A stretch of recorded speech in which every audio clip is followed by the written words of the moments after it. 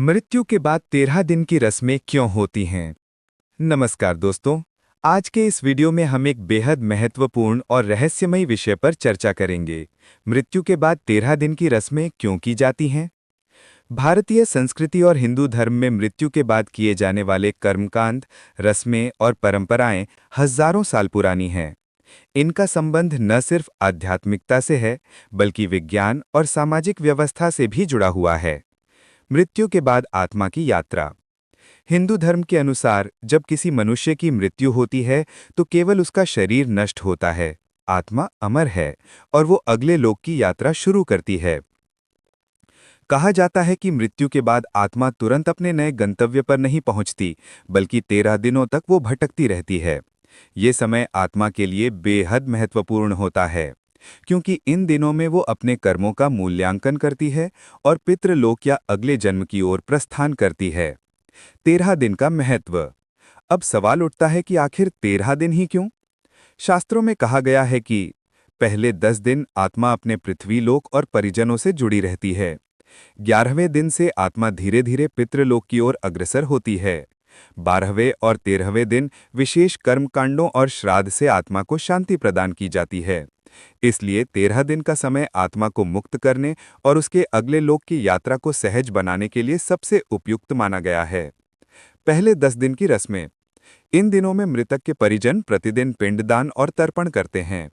पिंडदान का अर्थ है चावल के लड्डू और तिल अर्पित करना, जिससे आत्मा को नया सूक्ष्म शरीर प्राप्त होता है।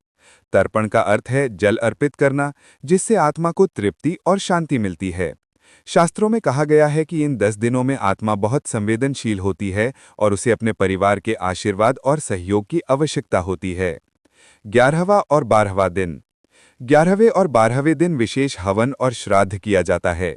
इसे एकादशा और द्वादशा श्राद्ध कहा जाता है। इन कर्मों के माध्यम से आत्मा को पापों से मुक्ति और पुण्य की प्राप्ति होती है। 13वां दिन यानी 13वीं की दिन को सबसे महत्वपूर्ण माना जाता है। इस दिन को सपिंडीकरण संस्कार भी कहा जाता है। इस दिन मृतक की आत्मा का पितरों से मेल कराया जाता है। इसका अर्थ है कि अब आत्मा स्वतंत्र होकर पितृलोक की ओर जा सकती है। 13वीं के दिन ब्राह्मणों और गरीबों को भोजन कराया जाता है, दान दिया जाता है और शांति पाठ किया जाता है। वैज्ञानिक दृष्टिकोण। अगर वैज्ञानिक दृष्टिकोण से देखें तो मृत्यु के बाद 13 दिन परिवार के लिए भी जरूरी होते हैं। शोक में डूबे परिवार को मानसिक रूप से संभलने का समय मिलता है। घर में शुद्धिकरण और स्वच्छता होती है। सामाजिक रूप से ये अवधि परिवार को पुनः सामान्य जीवन में लौटने का अवसर देती है। पौराणिक मान्यता। गरुड़ पुराण और अन्य धर्म ग्रंथों में लिखा है कि मृत्यु के बाद आत्मा 13 दिनों तक यमराज के दूतों के साथ अपनी यात्रा तय करती है।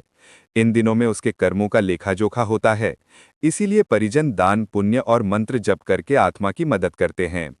13 दिन की रस्मों का सार। दोस्तों, इन सभी मान्यताओं को अगर संक्षेप में समझें तो मृत्यु के बाद आत्मा को अगले लोक में जाने के लिए 13 दिन का समय मिलता है। इस दौरान पिंडदान और तर्पण से आत्मा को नया शरीर और ऊर्जा मिलती है। 13वीं के दिन आत्मा का पितरों से मेल कराया जाता है।